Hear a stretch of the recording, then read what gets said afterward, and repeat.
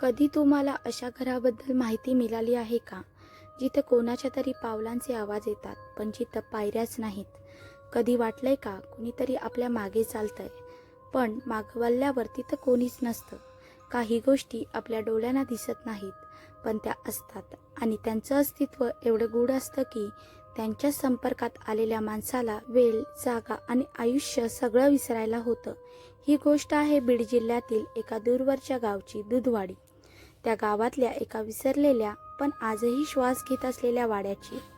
साल 1998. दुधवाडी गावात मालगुंज वाडा नावाचा एक जुना वाडा होता. वाडा म्हणजेच एक मोठं घर, जे पूर्वी सरदारांचं म्हणे, पण आता तो पडका पाण्याने ओलसर झालेला, तुटलेल्या छपराचा एक निर्जीव ढिगारा होता.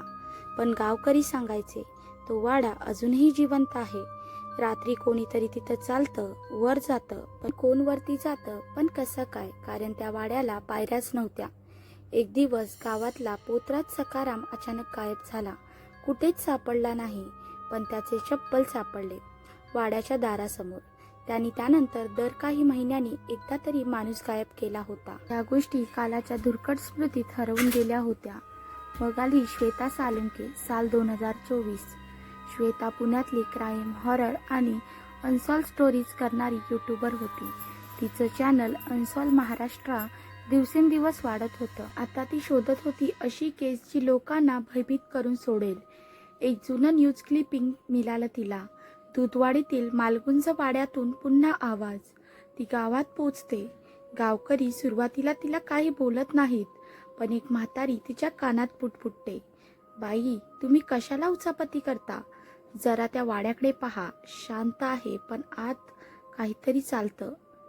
श्वेता तयारी करते. ती रात्री 10 वाजता वाड्याजवळ पोचते.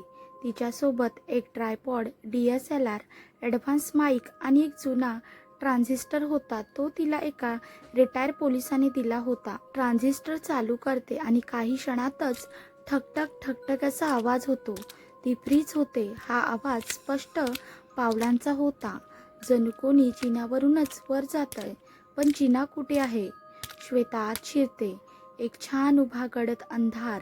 काही सेकंदांनी तिच्या डोळ्यांना सवय होते आणि तिला एका कोपऱ्यात जिना दिसतो. जुना दगडी जिना, धुलीने झाकलेला.